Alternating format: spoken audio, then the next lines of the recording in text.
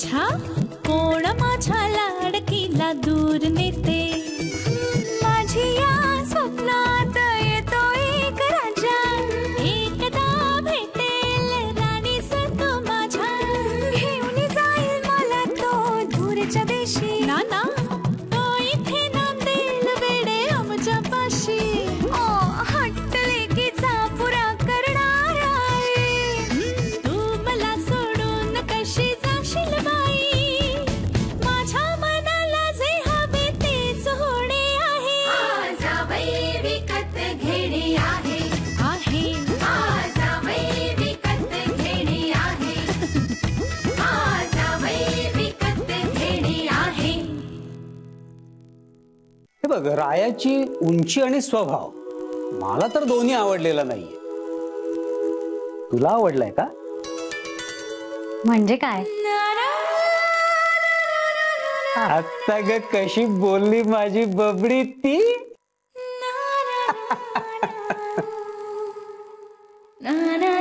पप्पा पण तुम्हाला कसं कळलं?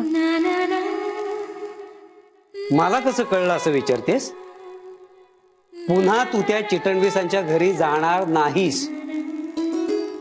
आता तुम्हाला काय झालं? असं मामाने जेव्हा सांगितलं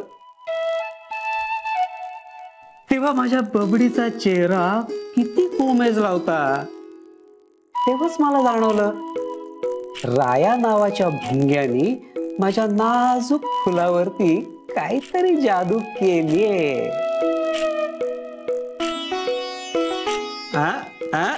हा मम्मा आलेच। मम्मा हाक मारते। हा प्रांजल अगं तुझ्या मामा बरोबर मी इतकी वर्ष संसार करतोय त्यामुळे ती मनातल्या मनात जरी काही बोलली ना तरी मला ऐकायला येतं आणि तिने तुला मारलेली हात मला ऐकायला येणार नाही। त्या दिवशी तू चिटणवीसांच्या घरी गेली होतीस वाढदिवसाला काय झालं तिथे? पप्पा अगं सांग ना काय झालं? मी आणि रिया चिटणवीसांच्या घराजवळ पोचलो। रिया कारपाशीच थांबली आणि मी घरात जाणार इतक्यात रायाचे शब्द माझ्या कानावर पडले आणि मी जागीच थांबले। गोड सुंदर मन मोकळी हसणारी ती प्रांजलच मला माझी जोडीदार म्हणून हवी। अरे वा वा वा अरे वा प्रांजल म्हणजे प्रेमाच्या सागरामध्ये तो पण पोहतोय तर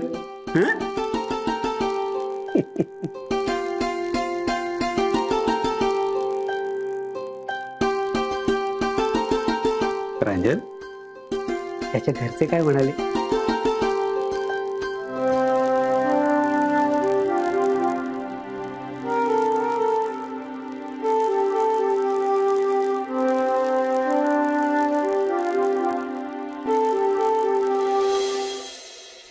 वहिनी बरं वाटतंय आता? हा वहिनी मला कळतंय तुम्हाला नक्की काय म्हणायचंय ते पण काही गोष्टी अटळ असतात। मग अहो त्याच गोष्टी टाळून मी माझ्या गोष्टी खऱ्या करून दाखवणार। म्हणजे प्रांजलला आणि तिच्या नवऱ्याला खूप सुखात ठेवणारे मी इतकी की तिच्या नवऱ्याला त्याच्या घरच्यांची आठवण सुद्धा येणार नाही। त्यांच्या तोंडातून शब्द बाहेर पडायचा अवकाश की ती वस्तू त्यांच्या समोर हजर करणं सगळी सुख त्यांच्या पायाशी लोळण घेतील अशी व्यवस्था करणं। पण वहिनी तुम्ही ह्याची दुसरी बाजू विचारातच घेत नाही आहात। कोणती? तुमच्या अशा वागण्यामुळे ना तो मुलगा एक नंबरचा आळशी होऊन जाईल। म्हणजे त्याला जर घर बसल्या सगळ्या सुखसोयी उपभोगायला मिळणार असतील तर ऐतखाऊ होऊन जाईल तो। नंतर कदाचित तुमच्या डोक्यावर मिऱ्या सुद्धा वाटायला तो कमी करणार नाही हा. वंस, अहो म्हणून तर मी प्रांजलचं लव्ह मॅरेज होऊच देणार नाही. का असं का? म्हणजे समजा प्रांजलचं ज्या मुलावर प्रेम असेल तोच मुलगा जर घर जावई व्हायला तयार असेल तर? अहो तिचं प्रेमच होऊ देणार नाही मी. लग्नानंतर सुद्धा तिचं आणि तिच्या नवऱ्याचं प्रेम जुळणार नाही याची काळजी घेईन. का? कारण तसं झालं तर प्रांजल माझ्यापासून दुरावे आणि मला ते अजिबात चालणार नाही. म्हणून मी त्या दोघांना जास्त जवळच येऊ देणार नाही. म्हणजे मी परिस्थितीच अशी निर्माण करे की त्याला जर प्रांजलचं प्रेम मिळवायचं असेल तर आधी माझ्या मेहनतवाऱ्या कराव्या लागतील. मग आता तुम्हीच सांगा, अशा परिस्थितीत तो माझ्या डोक्यावर मिरे कसे वाटेल? पण वहिनी, तुम्ही तर प्रांजलला तिच्या आवडीचा मुलगा निवडायला सांगितला ना. आवडीचा आणि प्रेमाचा याच्यात खूप अंतर आहे वंस. आता तुम्ही हे जे मुलांचे फोटो दाखवले ते मी तिला दाखवेन आणि सांगेन की ह्यातला एखादा मुलगा निवड. म्हणजे पसंती तिची, आवड तिची, आणि अट मात्र माझी.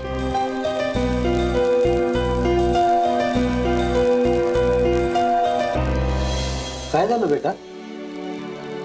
त्यांनी तुला परवानगी दिली ना? नाही. नाही?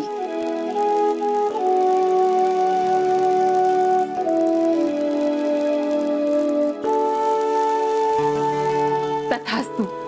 मला सुद्धा ना प्रांजलच हवी असून म्हणून या घरात. रायाची आई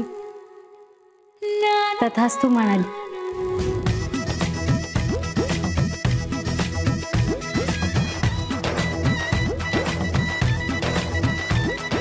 आणि सगळे खूप खुश झाले.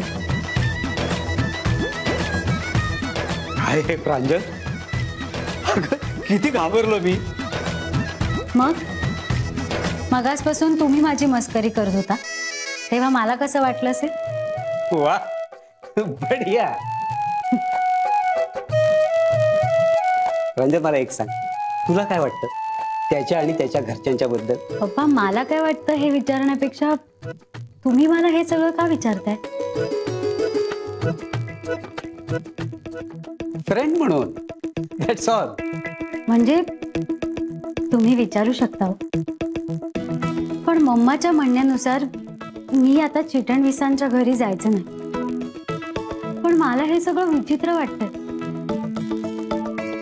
का ते मी शब्दात नाही सांगू शकत. आधी मी त्यांच्या घरी जायचे ना तेव्हा रायाबद्दल विशेष अशी ओढ नव्हती. पण आता जायला मिळणार नाही या मम्माने घातलेल्या बंधनामुळे रायाबद्दल एक आकर्षण निर्माण झालं. आणि आता हे मी मम्माला कसं सांगू की तिला ते समजेल? तिचंही बरोबरच आहे. प्रियानं जर तिचं ऐकलं असतं ना तर कदाचित. म्हणजे काय पप्पा, असं काय झालंय? काही नाही. मला जरा पाणी दे ना. हो, देते.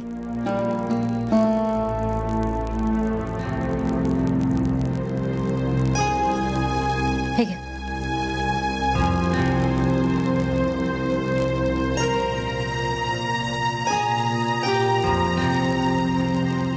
पप्पा, काय झालंय? नाही, काही नाही. माझ्याच विचारात होतो मी. तुम्ही माझ्यापासून काहीतरी लपवताय.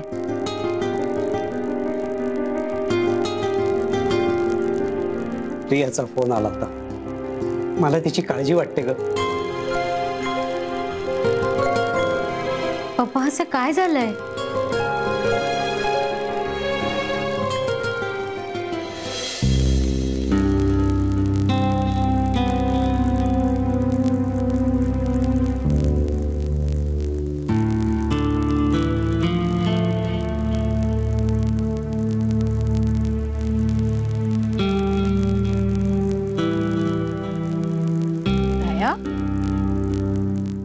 झालंय बाळा? कुठे काय? काही नाही, मी जरा आंघोळ करून येतो. अरे आता अर्ध्या तासापूर्वी आंघोळ केली होतीस ना, परत आंघोळ? परत करतो म्हणजे जरा फ्रेश वाटेल. हे बघ, तुला आंघोळ करून फ्रेश नाही वाटणार. त्यापेक्षा ना तू अर्धा तास पड, बघ बरं वाटेल तुला. झोप नाही झाली ना रात्रभर म्हणून. काही पडत नाही ग, त्यापेक्षा मी आंघोळच करून येतो. राया, बस जरा इथे. अगं बस बस बस.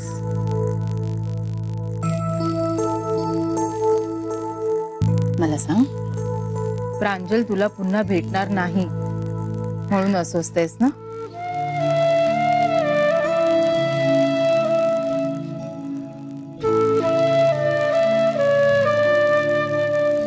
काय गुफ्तगू चालली आई आणि मुलाची?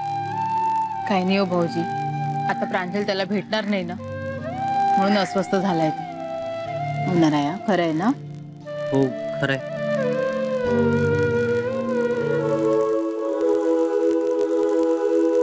आपण असं करूया, काय?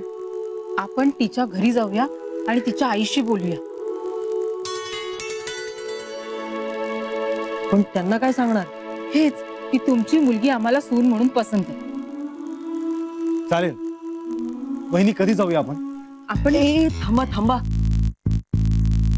माझं तिच्यावर प्रेम आहे हे खरंय, पण तिचं माझ्यावर असेलच असं नाही ना. कमॉन राय, ती ज्या पद्धतीने तुझ्याशी फोनवर बोलत होती त्यावरून तरी मला असं वाटतंय की ती तुझ्या प्रेमात पडली आहे. पण असं कसं? हे बघ, तिला जर तुझ्या आजी आजोबांना त्यांच्या लग्नाच्या वाढदिवसाचं विश करायचं होतं तर तिने घरी फोन का नाही केला? हो, तिने तुझ्या मोबाईलवर फोन केला, कारण तिला तुझ्याशी बोलावंसं वाटलं आणि याचाच अर्थ ती तुझ्यावर प्रेम करते राया. मला पटतंय भाऊजी तुमचं. हा काही काय पटतंय? माझी आणि तिची नीट ओळखही नाहीये. म्हणजे? अगं म्हणजे ती मला स्वप्नात दिसते हे खरंय, पण प्रत्यक्षात आम्ही हार्डली 1-2दाच भेटलो असू आणि तिचं माझ्यावर प्रेम बसावं असं काहीच घडलेलं नाहीये.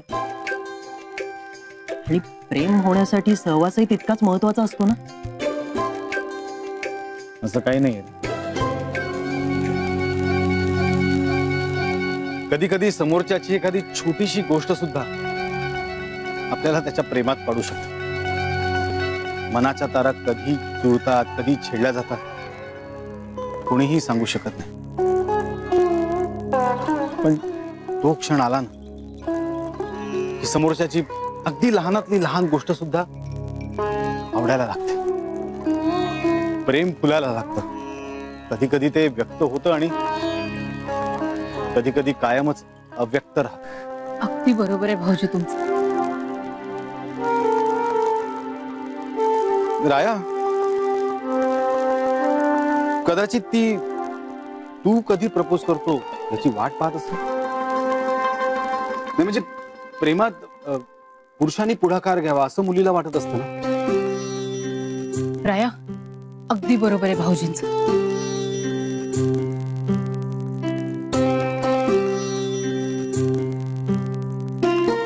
पप्पा, तुम्ही का नाही सांगितलं आधी?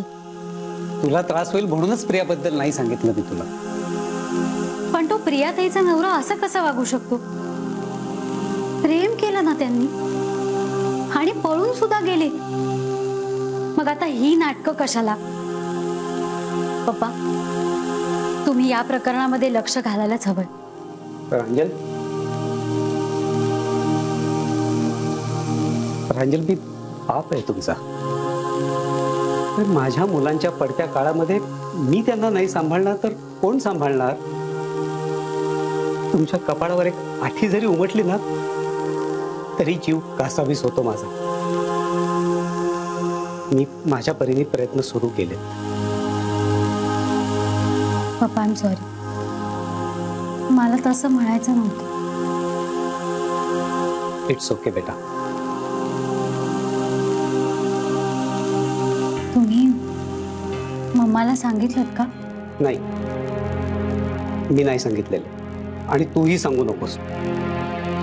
तिला जर का कळलं ना तर घर डोक्यावर घेईल ती. आधीच प्रियाला आपल्या आयुष्यातून दूर केल्यापासून ती तिच्या आठवणीमध्ये अनेक वेळेला रडत बसलेली असते.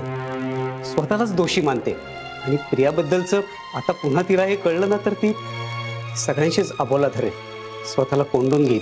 पण पप्पा, मम्माला कधीतरी सांगावंच लागेल ना.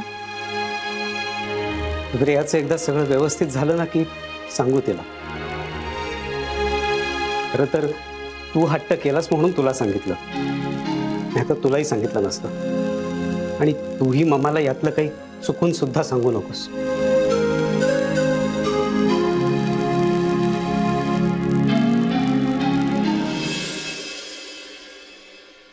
प्रियाची जी अवस्था आहे तसं तुझ्या बाबतीत घडू नये एवढीच अपेक्षा आहे. पप्पा, असं का वाटतंय तुम्हाला? चिटणवीसांची आर्थिक परिस्थिती आणि प्रियाच्या सासरची परिस्थिती सारखीच आहे. तुला पण हे माहिती आहे. उद्या असं नको व्हायला की तुझ्या सासरी पण काहीतरी आर्थिक अडचण निर्माण झाली आणि त्यांनी तुला सांगितलं की जा बापाकडनं पैसे घेऊन ये, नाहीतर पुन्हा या घरामध्ये येऊ नकोस.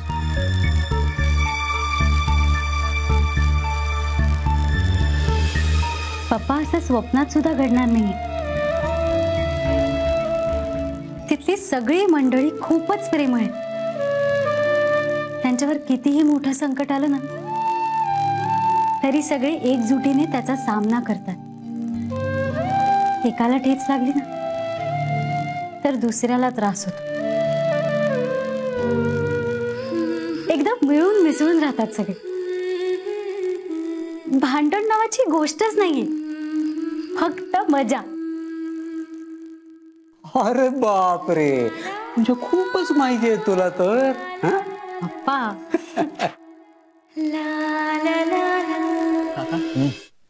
तुला प्रेमाविषयी बरंच काही माहिती आहे रे.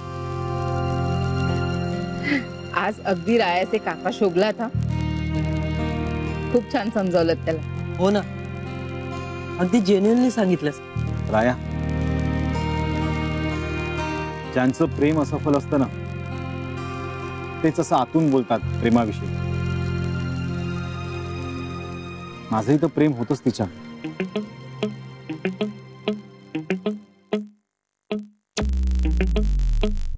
नाही वहिनी, मी आज नेहमीची स्टोरी नाही सांगणार आहे कॉमेडियन सारखी. खरं काय घडलं ना ते सांगणार. नाही भाऊजी, नाही, असू द्या वहिनी, असू द्या. मला माहिती आहे या घरात मला कोणीही सिरियसली घेत नाही, पण मलाही मन आहे ना.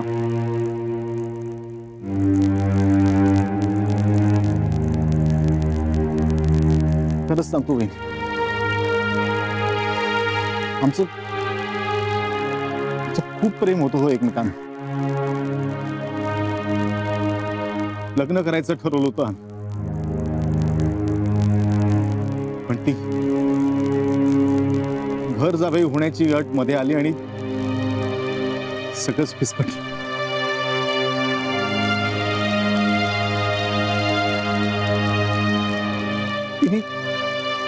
तिने त्यावेळी खूप समजवलं मला. पळून यायला तयार होती ती आणि मी कमावता असून सुद्धा निर्णय नाही घेऊ शकलो, कारण घरच्यांना सोडून कुठेही जायचं नव्हतं ना मला. घरच्यांच्या विरोधात काहीही करायचं नव्हतं. प्रेमासाठी मला घरच्यांना दुखवायचं नव्हतं. घरच्यांना हे कधीच कळलं नाही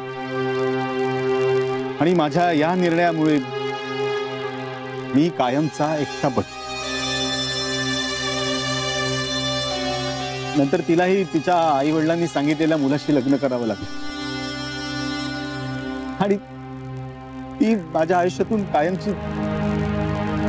कायमची निघून गेली. माझ्या प्रेमाची चेष्टा व्हायला लागली. खूप वाईट वाटायचं. सुरुवातीला नंतर सवय झाली, मग नंतर एन्जॉय करायला लागलो. ही एन्जॉयमेंट सक्तीची होती.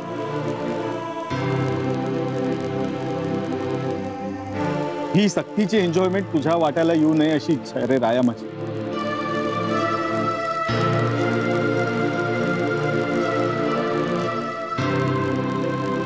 काका, यू आर ग्रेट, अनबिलिव्हेबल. राया, तुझ्यासाठी एक मला चारोळी सुचते, ऐका. मीच चेष्टा केली माझ्या मनाला, मीच चेष्टा केली माझ्या मनाला, न करून सांगतो कुणाकुणाला. प्रेमाची वाट दावीन मी तुला, तेवढीच भरपाई माझ्या या मनात.